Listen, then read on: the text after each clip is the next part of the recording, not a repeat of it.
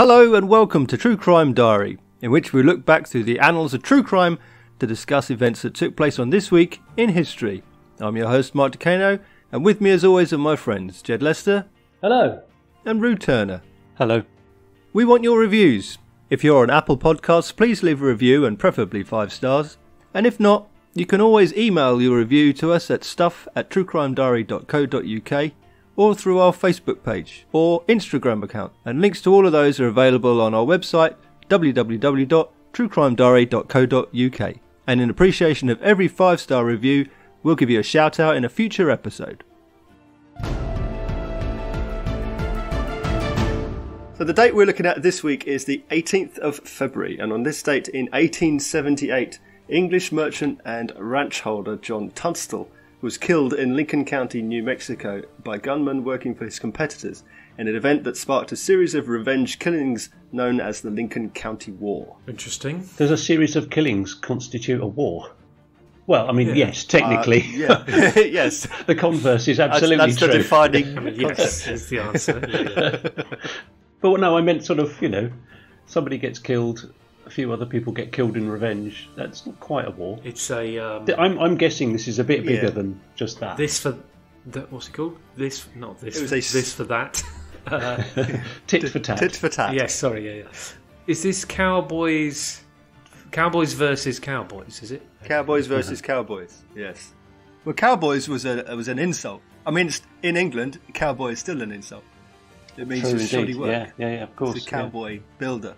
But at the time there, it meant something else. It meant you looked after the cows and you were a cowboy because you enjoyed their company. Ah. A little too much. That's what they meant when they said cowboys.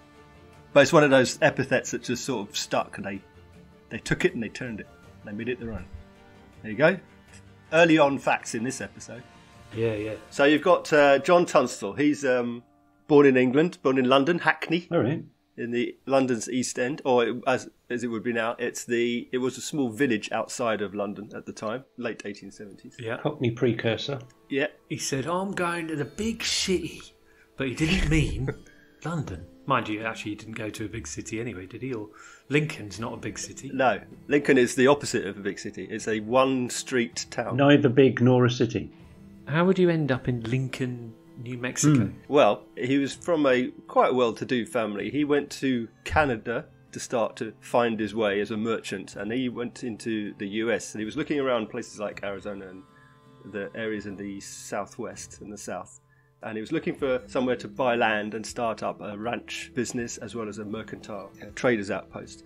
And he found out that the land around Lincoln County in New Mexico was plentiful and quite cheap. So that's where he decided to stake his claim. Probably still Not is. quite a hat pin in a big globe. Well, Spin it round and poke it in. That's a long way. I'm not talking about from London. I'm talking about from anywhere in Canada to New Mexico is a very, very long way. Yeah. In 1870. Yeah, exactly. We're in the late 19th century. This is a relatively short time post-Civil War. Yes. And the man's going from London to Canada to New Mexico. I mean, each one of those journeys is weeks. Yes. It's not like you jump on a plane. London to Canada will be a month or ish, and then it's probably the same south, isn't it? How would you get there? Was it fully railed up? It probably wasn't. No, some train, I guess, not a lot, and coach, I guess. Oh God. And horse riding. About 10 miles into it, I'd be like, oh, let's just stop here. Let's forget it. This'll do. He'd went another 3,000 miles south or something. So what kind of... So it was a general store or something, was it? He opened up a general store and he had a cattle ranch as well. Look what I did! I made a cow! Now, he met up with a lawyer named Alexander McSween, who became a partner of his, and they were supported by another rancher named John Chisholm. Mm-hmm. So they were setting up their business interests. They opened a large general store in Lincoln, in the town, and then within the confines of the county, they had their ranches as well. But he had bought a load of land as well, because he could. He bought a load of land for cattle. Right, okay, yeah, fine. Now, there was already some ranchers around Lincoln and Lincoln County who also owned a general store in town. Oh, yeah. The competition's always good for commerce. Yeah, surely. Yeah. arguably. I'm sure this story ends perfectly well. Yeah. So, hang on. He was the rival. He'd moved in as the rival. So you've got this Englishman. You've got an English interloper. Now he's moved into town, and he's decided that he's going to stake his claim. He's going to run this town. He's going to take the whole place over. It's going to be business all the way. Right. Okay. I bet they hated him. Yeah. Plus, he's an English Protestant. Whereas the already established in town is Irish Catholic faction, okay. Lawrence Murphy and James Dolan, who run the other store. No.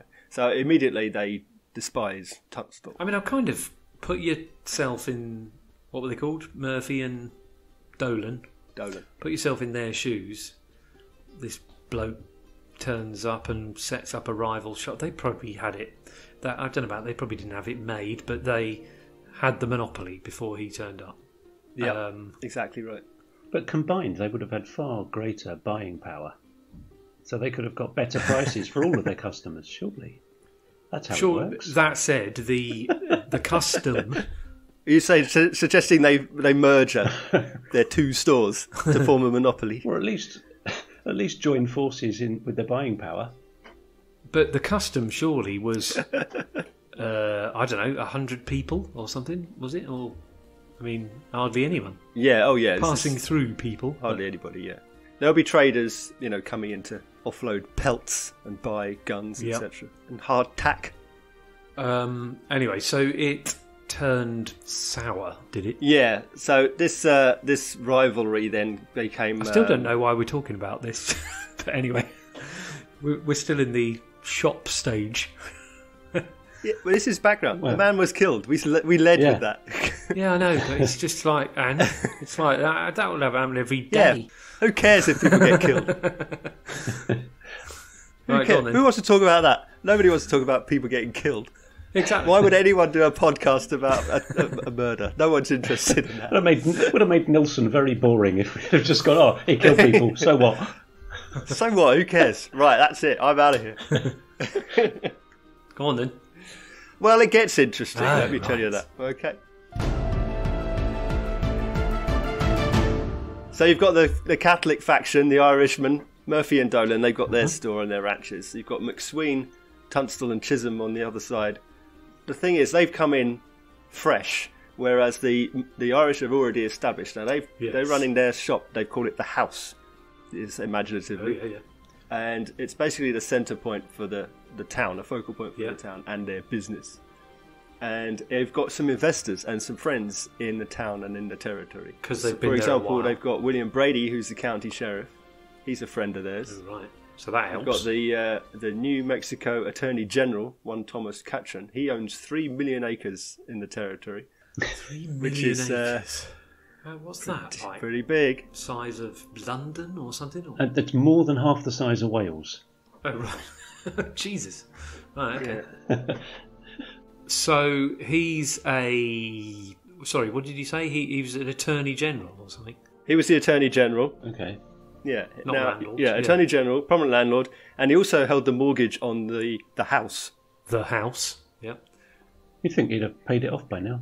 They're also good friends with the New Mexico governor, one Samuel Axtell, and a judge named Warren Bristol, and a district attorney named Ryerson. Ryerson! I did the whistling belly button trick at the high school talent show. Bang! Right. It's just starting to get rather murky for Tunstall now, isn't it? Yeah. They're They've connected. got some good friends. Yeah. These are the lawmakers, but they're not the greatest people in the world. For example, Governor Axtell was fired by the President Rutherford B. Hayes for corruption. Gosh. Well, the actual president? The actual president. Right, so that's a big deal. It's a big deal, yeah. He got fired. In normal times, if you're fired by the President, you know you've done wrong. In normal times, yeah. And District Attorney Ryerson, I mentioned, he actually murdered a chief judge and got away with it. So, okay. He knows these guys, the Dolans and the Murphys are in with the right people. Exactly right, yeah. Now, they've also got some hired hands to support them, a group of people they call the Boys.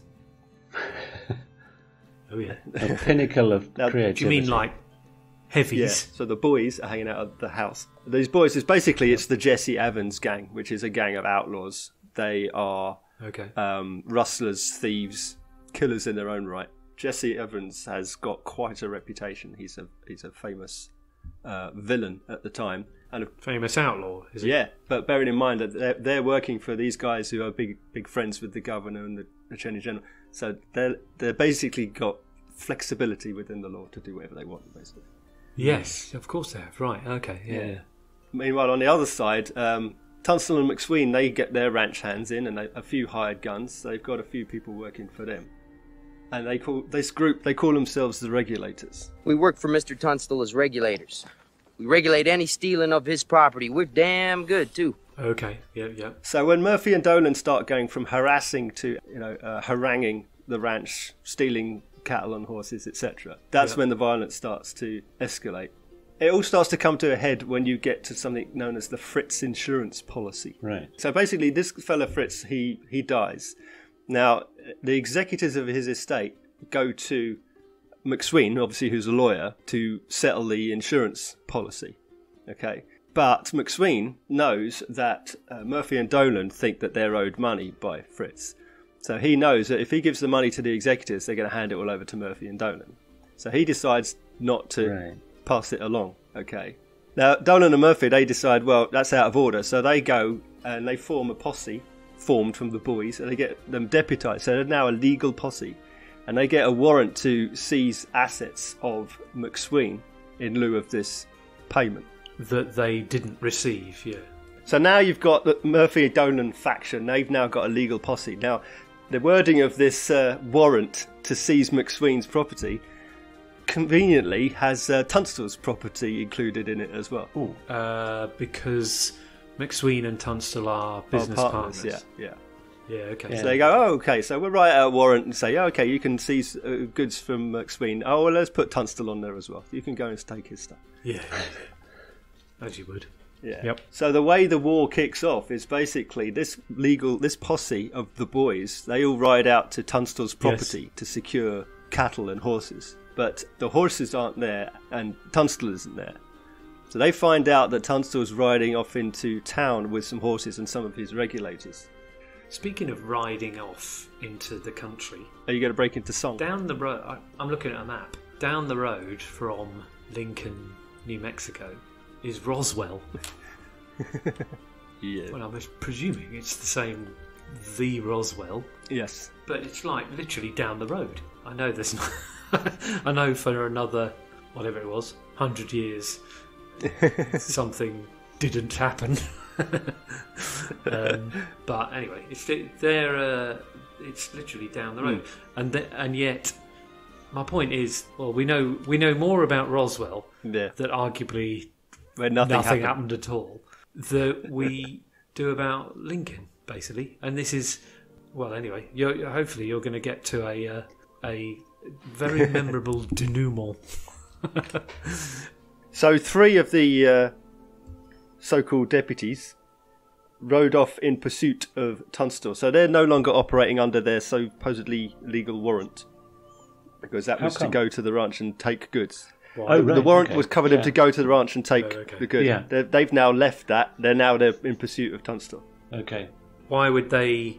Well, it's why indeed? Probably they're using their unlawful bit of their brains, but they've effectively done what they're meant to do. But they're like, we want to. Yeah. The presumption is that had Tunstall been at the ranch, he would have resisted inverted commas, and they would have just killed him. Possibly, don't know. But these deputies, they rode off and they caught up with some of the regulators and the horses and Tunstall on the road to Lincoln.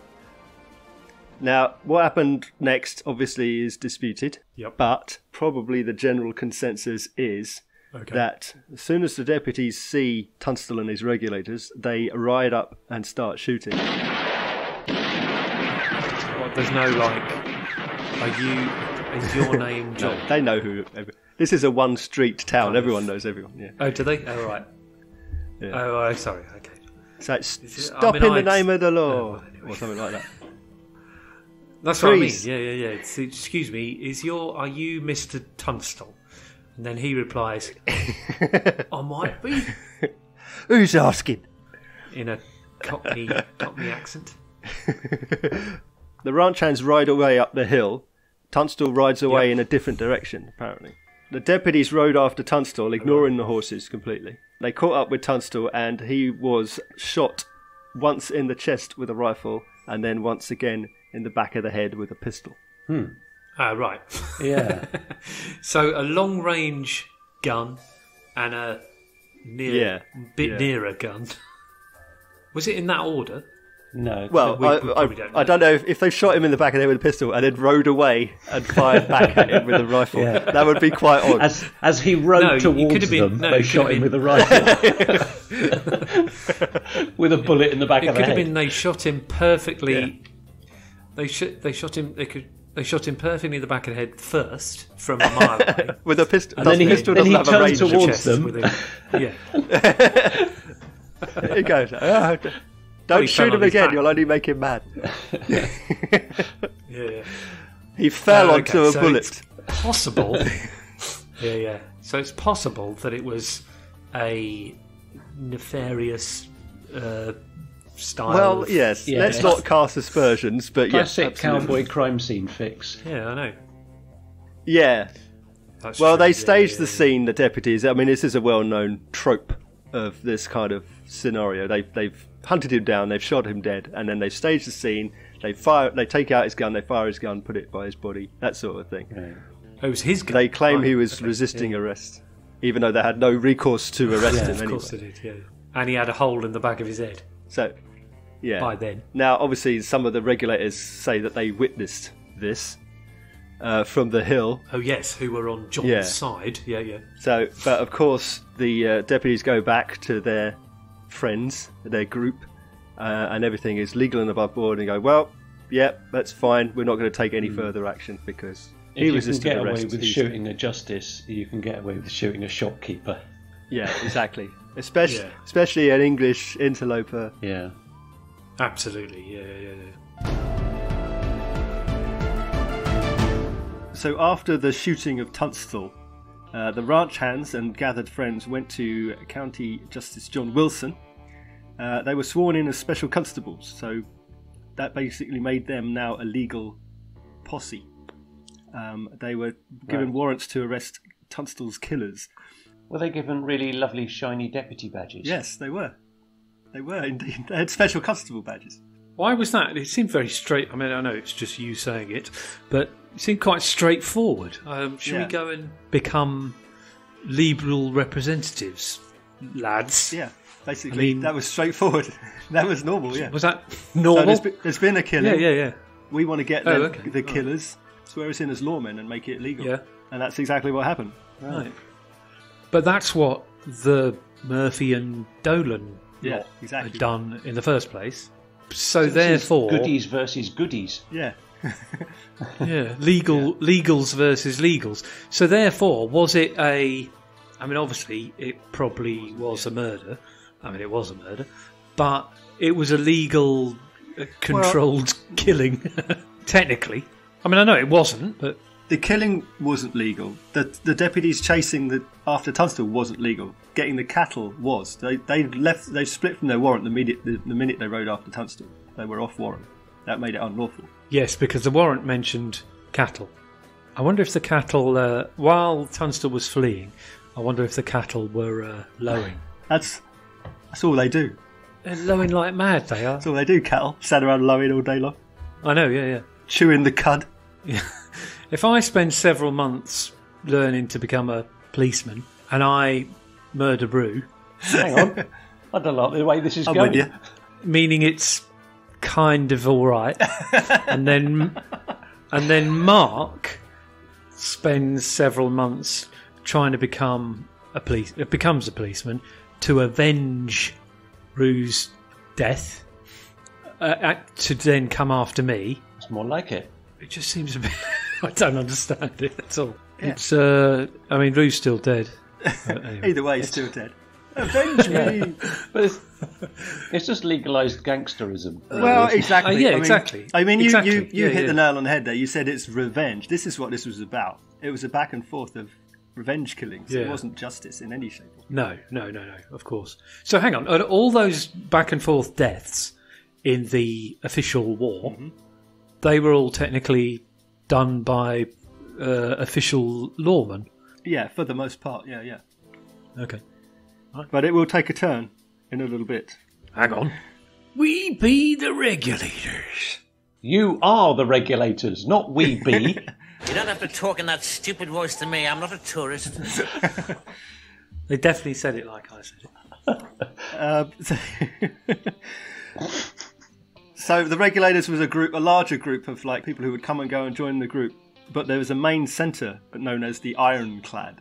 So hang on, there was a group within the group. There was a group within the group. So within the larger group of the Regulators, there was the Ironclad. That was the centre, the main leadership, if you like, the main people.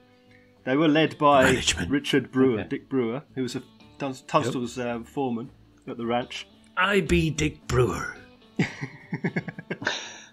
That sounds like a terrible pub game. Who's the next one? Because I want to do an impression of him. Okay. Also, there was John Middleton. Hey, I'm John Middleton. There was Henry Brown. I be rightly known as Henry. What was his name? Henry Brown. I'm cutting all these. Fred Waite. I thought you said Fred West. Fred Waite. Doc Skurlock. Doc Skurlock. Yeah. Marty. And a young man named Henry McCarty. Henry McCarty. Whoop, Henry Why McCarty. did you? It sounds as if you said that last for a reason. Well, I did, because you might be familiar with Henry McCarty. You might know him better as William Henry Antrim, Ah, or possibly as William H. Bonney. William Bonney. young William. Little Willie. I have no documentation on that. So that was the burgeoning killer Billy the Kid, was That's it? Billy the Kid, yes. He's Wow. Yeah. 18 at this time. Well-known teenage goat. Yeah. So I would say his legend lives on above anything we've ever talked about in this podcast, brackets. Meaning, was this the beginning of a long killing career? Or have we history has just decided to, I don't know, create the legend more than anything else? It certainly started his career before this event. Yeah. Is it a career? It wasn't Not really it wasn't a a career. long career. Okay, yeah. So he'd start. Yes, you rightly say he'd started beforehand. He had committed a few criminal acts, petty thefts, bit of rustling, and definitely killed at least one man. I'd say, and that murder. at least one that we know of. Yep. But he'd moved to New Mexico and become a ranch hand for Tunstall. Bear in mind, again, he was 18. He was only a young lad. Oh, hang on. So he's on the, as far as this story goes, he's on the kind of goody side. I thought he was a, hideous. Well, perhaps he is a hideous outlaw, but he was on John Tunstall's in his little gang. Yeah, he was a ranch hand for right. Tunstall, the good guy. And Tunstall took right, on all sorry. sorts, didn't he? He'd take on waifs and strays. And Waifs and strays. Okay. Mr. Tunstall's got a soft spot for runaways, derelicts, vagrant types. he'd take on the Lost Boys. Yeah, well, And young kids, clearly. nice foreshadowing. Thank you. Somebody recognises it. Young Billy the Kid. His parents, he was born Henry McCarty, and his parents had changed the name to Antrim when they arrived in the US. He gave himself the name Bonney when he became an outlaw, but at the time, working for Tunstall, he was McCarthy/Antrim. He switched back and forth between the two. Yeah. Although we kind of, I don't know, history seems to recognise him as being a sort of American-Irish, but he was born in New York. Yes, the family were Irish. Sort of either in the fall or the winter of that year. Yes. What year? You haven't mentioned a year. 18th February. A year. He was in the fall, the winter of He was year. born in the fall or the winter of that year that he was born. Oh, His yeah, birth that one. year. Yeah. Was it 1859, I think? Is the only reason why we're talking about him now because of that time, or did he go on to bigger things? Well, consider this, okay? If you're trying to sell newspapers, okay, everyone in the frontier is having a range war for some reason or another. Range wars aren't uncommon. They're fighting and shooting over land, over cattle, over, just a dispute. This is another range war going on. Now, why is this one important? Where's the hook? Well, we could talk about this because there's a kid in one of the gangs, and he's called Billy the Kid, and he's a gunfighter. Let's write a story about him, and let's make the story ridiculously over-embellished. And he's now the leader of the gang, and now he's going to shoot everybody, and he's a villainous outlaw. Well, suddenly everyone's talking about Billy the Kid. Yeah, it's myth-making. Yeah. Now, that's the foundation of the Billy the Kid legend that we still remember today. The fact that he was a very, very minor player. Yeah. And like we said, Jesse Evans was he was from a previous gang, he formed his own gang. He's the big gunfighter, he was the big criminal. Yeah, rustling, thievery, murder, all of that. Billy the Kid, he was just a ranch hand, an 18-year-old ranch hand who did nothing. Even when the war was going on, he was a minor player. A frightened little boy, by some accounts. Yeah. After the war, he became an outlaw, or more of an outlaw, I should say, but an outlaw. So now you've got this second legal posse. They go to serve the warrants to arrest Tunstall's killers, who are part of Sheriff Brady's posse. Yes, because they're all in together, that powerful group. So, yep. Oddly, they resist, and they say it won't allow them to serve the warrants. So we never done it. We weren't there when it never happened. But eventually, the Regulators, they catch up with a couple of characters, Frank Baker, Buck Morton, and Dick Lloyd. Did you bring some gold with you? No. Silver? Just lead. They fight a running gun battle with them for a few hours. Mm-hmm. Now, eventually, these guys surrender to be taken back to Lincoln. But it turns out that the good guys aren't that good, because after 3 days of coming back to Lincoln, they were all murdered. The Regulators killed all three of them. Ooh. That sounds irregular. They may have killed one of their own as well. Why? Because he wasn't wearing the coloured one of the armband. Regulators wasn't happy about them being killed, so they might have shot him. Yes, right. So they said, or he might have been killed in the gun battle, or he might have been killed by one of the three who then were killed in turn. But either way, it ended with the three guys dead. One of them died. Yeah. Now, one of them had like 10 bullets in him, and one had 5 bullets in him. So they were gunned down. They didn't catch a stray bullet. They were gunned down. Okay. So that was known as the Blackwater Massacre. Okay. Yep. In Lincoln. Or just outside Lincoln. Loads of stuff happened there, didn't it? Well, it's the Lincoln County War. Well, I know. Because it all happened within Lincoln County. Yes, I'm aware of that. It's like it all could have been avoided. If we'd have moved to another county. If they just welcomed him to the town. It's big old territory. Oh, I suppose so, yeah. The next big event that happens is the murder of Sheriff Brady. Oh, no, you're joking. Who shot the sheriff? I don't know, but he didn't shoot the deputy. That's all right. Now, That's not how the music goes. So, Brady and one of his deputies were shot in the town of Lincoln by some Regulators. Not clear who it was. To hell with all you sheriffs and deputies and all who give birth to you! Now, Brady had appealed to Attorney General Catron, remember him, the guy who had a vested interest in the house. Yeah. Yes. The one who owned 0.6 of Wales. Yeah, exactly. And oh, yeah, okay. And he in turn appealed to the governor, Axtell, the corrupt governor of the territory. Now, Axtell released a decree that said that Justice Wilson had been appointed illegally, which made his appointment of the posse illegal and all the warrants illegal as well. Okay, yep. That's not helpful. The Regulators' posse is now unlawful, and everything they've done is unlawful. Oh, okay. They've since discovered that everything they've done up to that point was a crime. Was in fact all those murders, strangely enough, were actually illegal. Yeah. Funny that, isn't it? Okay. Yeah. Fine, yeah. the position of that though? Like, if you do something, like if a policeman comes to your house and says, "Oh, you must do this," and you do it for them, and then later on you discover that that policeman is not a policeman, have you broken the law, or have you simply carried out? I mean, it does go back to this old World War II argument of "I was just following orders." Well, you've got two things. You've got two things there, haven't you? First of all, you've got a civilian following the instructions of someone in a position of authority. Which is a deputy is a civilian, technically. You have been, deputised. Yeah. A soldier in war should follow orders, but also then there's the legality of if a soldier's orders are to murder civilians, they're non-combatant, so that's an unlawful order, which makes it an illegal action. Right. But if you're shooting the deputies of another group, then they are, by their definition, part of an official, militaristic group. Though they're not civilians. Well, everyone was official at that point.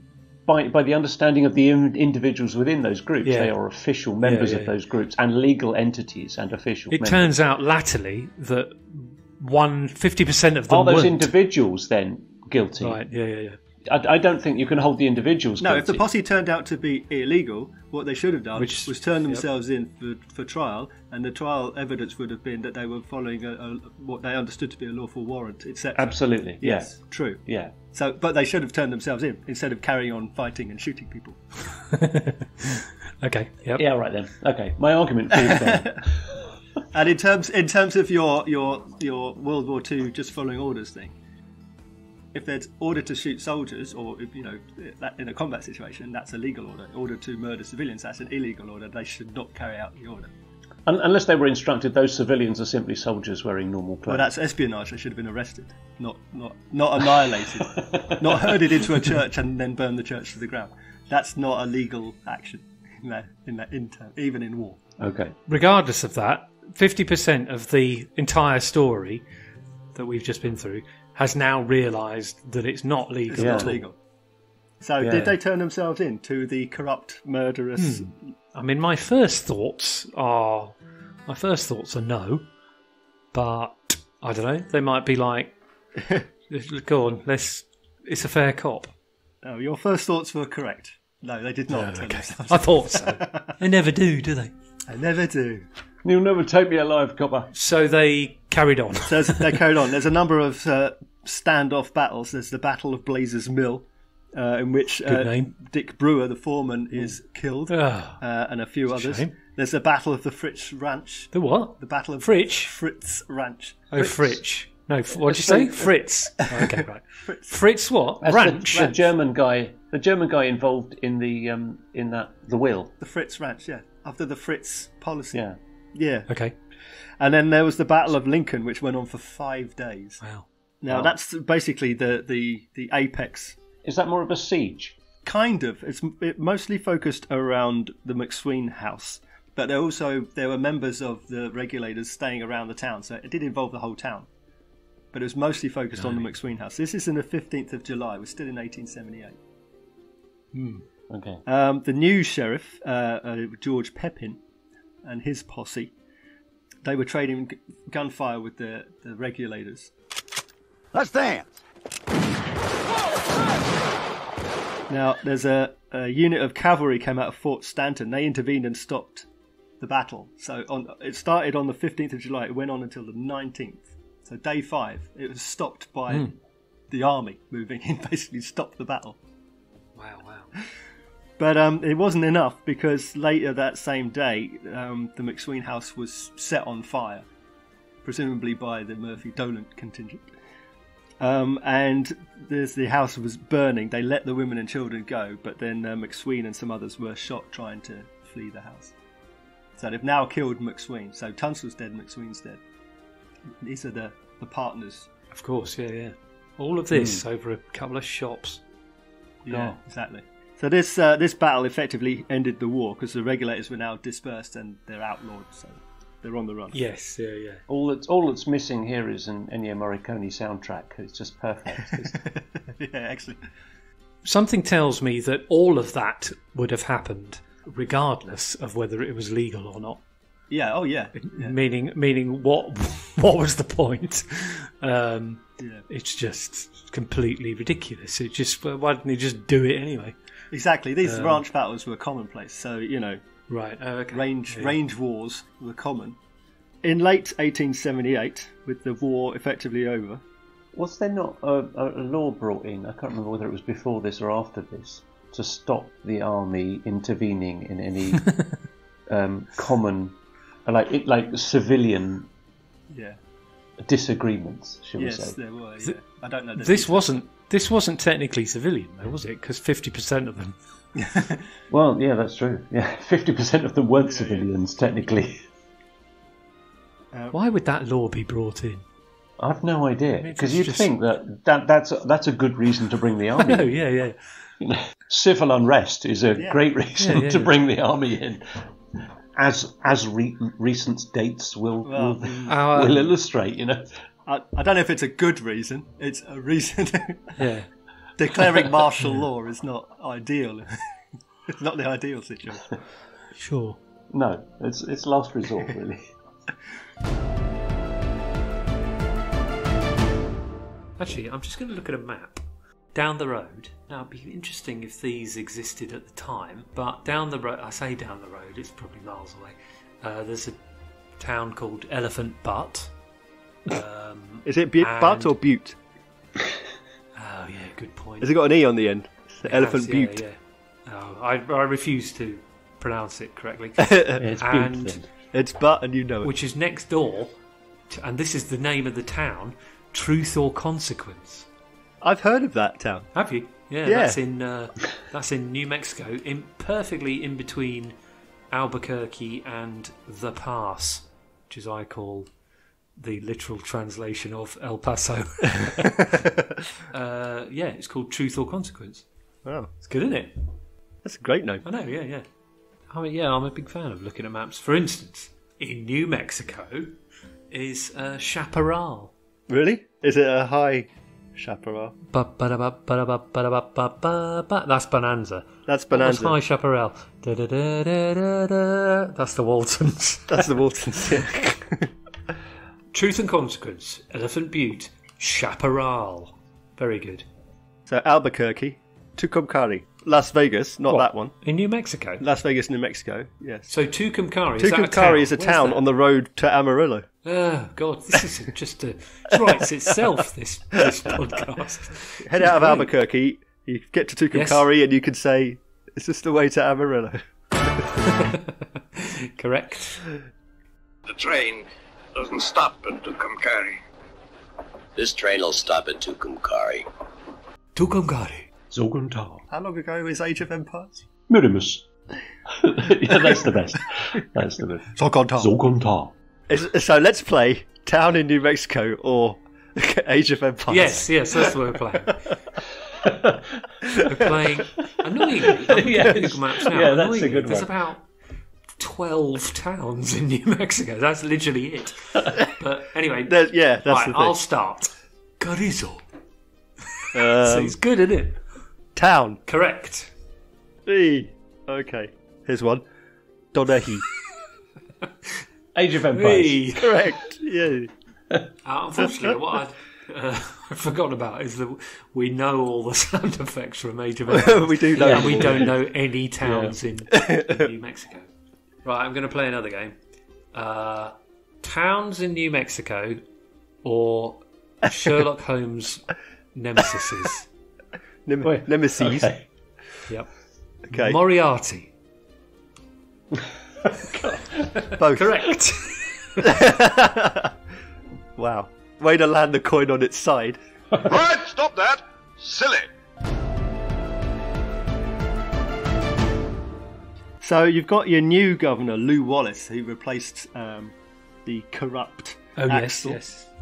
Now, he decided to give amnesty to anyone involved in the war, unless they'd specifically committed or been indicted for a crime.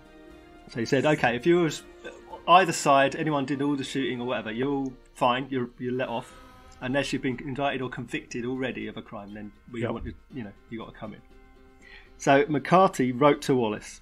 Billy the Kid wrote to the governor saying that he would testify against Jesse Evans for the murder of a lawyer named Chapman in exchange for amnesty. Now, Wallace agreed, and McCarthy was arrested, inverted commas. He handed himself in. And he gave testimony, he's true to his word, but after weeks and weeks, he was still in jail. And he thought, I'm not going to get my amnesty. Right. I'm Yes. just locked up. Okay. They've got him now, technically. Yeah. So Billy the Kid has made an offer to the governor, turned himself in, given testimony. Done everything as far as the agreement went. Yeah. And the governor didn't keep his word. Right. What's going to on do? there? Shoot him. Yeah. So he escaped. So it's now June 1879. He escapes from jail. And in November, a man named Pat Garrett was elected for the new Lincoln County sheriff. I understand there's a new sheriff in town. Who wants to kill him? I've heard of him. Not sure why, but I've heard of him. I say the story's closing in on Billy here. Yeah. Billy the slightly annoyed. But as well as being elected county sheriff, he's also got a commission as a deputy U.S. Marshal, which basically means he can cross county lines. So he can chase him down wherever. It was not until 1881 that Pat Garrett eventually caught up with Billy the Kid and arrested him. But he arrested him and he took him to Fort Sumner. But the kid famously escaped. He killed 2 deputies and fled from the jail.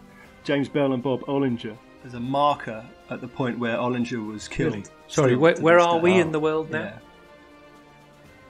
This is Fort Sumner. This is still in New Mexico. This is like the saddest Hollywood Boulevard, isn't it? Yes. Yeah. It's a rubbish version. It's just one mark and it's the death of a man. Oh, yeah.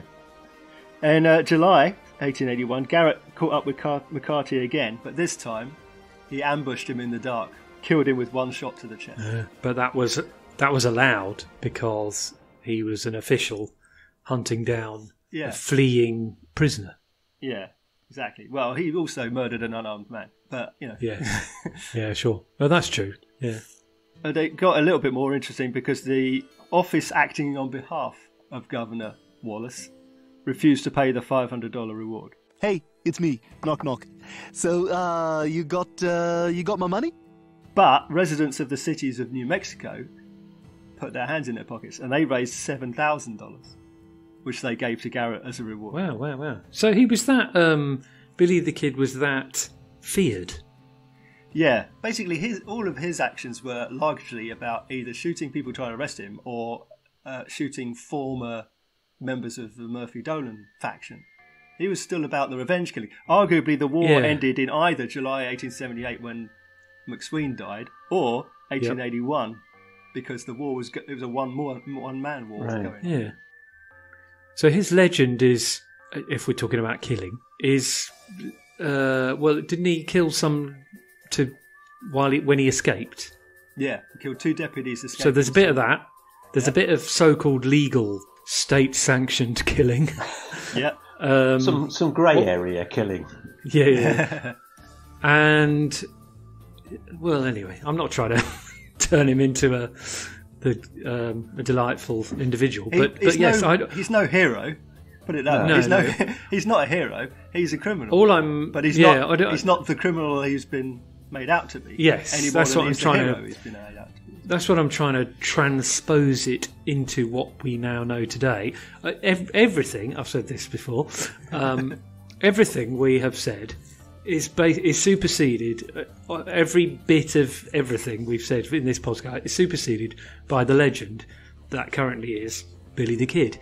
And no one's heard of, speaking as someone in London, we have heard of some of these tales and stories and legend, but all of it is superseded by Billy the Kid in the form of a cowboy film. Yeah, exactly. It's a name that practically everybody has heard of, but the history of pretty much nobody has ever heard. Absolutely, yeah. Yeah, exactly. Name some equivalent top-level cowboys that existed. Top-level cowboys. Well, Pat Garrett. Pat Garrett might come out, but that's not. That can't be said without the name of Billy the Kid. Yeah, it's exactly the two hand in hand. I would say Billy the Kid is level pegging with Wyatt Earp. Oh yeah. Yeah. I don't know. I mean, do you know what I mean? In that kind of...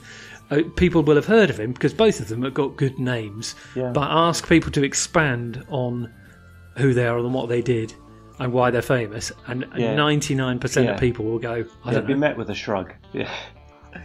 Well, the good news is that Garrett did get his $500 reward after just over a year. Yeah, you got money to pay for fake mustaches, huh? It's quite a lot of money, isn't it? Yeah. Ultimately, he was shot in the back in February 1908 over a leasing agreement. Who was? Pat Garrett. Pat Garrett. Oh, right. Not an easy time, is it, really? It's not an easy time. Although Governor Lew Wallace is probably best known for writing the best-selling novel of the 19th century, Ben-Hur. Oh, really? Yeah. He wrote it in 1880, exactly between the Lincoln County War and the death of Billy the Kid. He wrote Ben-Hur. Good grief. That's interesting, isn't it? All I'm thinking of... So he predicted the existence of the digital watch? Yeah. All I'm thinking is some old cowboy coming up with the images and vision of Charlton Heston. The Romans. Yeah. That's very good. Very clever. Okay, so let's talk popular culture. No, let's not. If it involves us talking about Young Guns, let's not talk about it at all. We got to talk about Young Guns. Come on. The Rat Pack. They play the Regulators. So this is Estevez, Sheen, Sutherland, Diamond Phillips. Sheen is chewing the scenery like a wood chipper fed with ham. I mean, okay, I don't know where to go with that. But... No, neither did he. I mean... So he played Dick Brewer. He was the leader. Emilio Estevez, of course, as Billy, and young Kiefer Sutherland was Duck Skurlock. Shocking. Absolutely shocking. Why are you saying this with such authority? Have you recently re-watched it? I renewed my did you really? experience today. I haven't watched it since it came out, but... And afterwards, I ran out into the garden and pressed my face into the freshly drawn snow, just to feel alive again. What I like about it is that everyone in it is way too old. Yeah, true. I mean, John Tunstall is played by Terence Stamp. Yes, he was. He was supposed to be playing a 24-year-old. Yeah. Emilio Estevez like double the baby-faced of all of them, though, doesn't he? But he was still playing an 18-year-old. Only amongst the old-aged people around him does he look young. I mean, the ones I like, there are loads of movies, loads of them, but the ones I probably want to point out is a film from 1958 called The Left-Handed Gun, which is a Paul Newman film. Nice. Yeah, that sounds more promising. Yeah, I mean, it's a reasonable Western. It's wildly inaccurate, obviously, but it's... what's interesting is it's called The Left-Handed Gun, and Paul Newman plays a left-handed gunslinger, Billy the Kid. That's the mistake. He wasn't left-handed at all. Right, I was going to ask you that. That's from a photograph from a ferrotype. Yes, of course. Which actually takes pictures in reverse. Yeah. So he was right-handed, but it looks left-handed. So the whole film was based on a lie. Which is good. I mentioned John Chisholm was a rancher that was partnered with McSween and Tunstall. And in 1970, you have the John Wayne movie Chisholm, which is basically John Wayne as John Wayne in a John Wayne movie. Okay. Why was it based around that John character and not a more prominent one? Probably because Chisholm was older and John Wayne was like 400 years old in 1970. Probably the one that takes the Oscar for me is the Sam Peckinpah epic, Pat Garrett and Billy the Kid. Who's that about? Chris Christopherson. Oh, it's off to a good start. Very old. Billy the Kid. James Coburn is a very old Pat Garrett. They're both way too old to play who they're playing, but they are very good in the roles. And a Bob Dylan soundtrack featuring the song "Knocking on Heaven's Door." All right, okay. So that was written for that movie. Yeah. But it's a Peckinpah movie, which means it's mostly very lazy and laconic and punctuated with extreme violence. As a classic Peckinpah movie is. Superb. So, yeah, I mean, it's a great film. Again, podcast recommends. No, I'm always happy to I'm coming in from the movie. snow to watch that. So there are loads of other films, presumably, but those are the main good uns or bad uns. Yeah, there's loads. There's Billy the Kid, 1930. There's The Kid from Texas, 1950. There's a film called The Kid from 2019. Was Billy the Kid from Texas? He was born in New York. He spent time in Texas. Right, so he's not from Texas. No. There's a fundamental flaw in the title of that movie. Well, he went to New Mexico from Texas. So I suppose when he arrived in New Mexico, he would be called the boy from Texas. Okay. That's true. That's tenuous at the best. Well, the left-handed gun is wrong. So, it's, Yeah, okay, beats tenuous. There's tenuous and there's incorrect. I don't think facts were that important. Never let facts get in the way of a good story. Well, exactly. Who can argue with that? That's all for this time. If you want to know more about what we've discussed over the course of this episode, just Google it or something. You can see daily true crime updates on our Facebook, Twitter or Instagram. You can email us or you can support the show with a PayPal donation. And links to all of those are on our website at truecrimediary.co.uk. Don't forget to send us a review or post one in your podcast service if you can, and all 5-star reviews will get a shout out on a future episode. Join us next time when we'll be similarly discussing and digressing on another event in true crime history. Until then, my thanks to Jed and Rue. My name's Mark, and we'll see you on the next date in our True Crime Diary.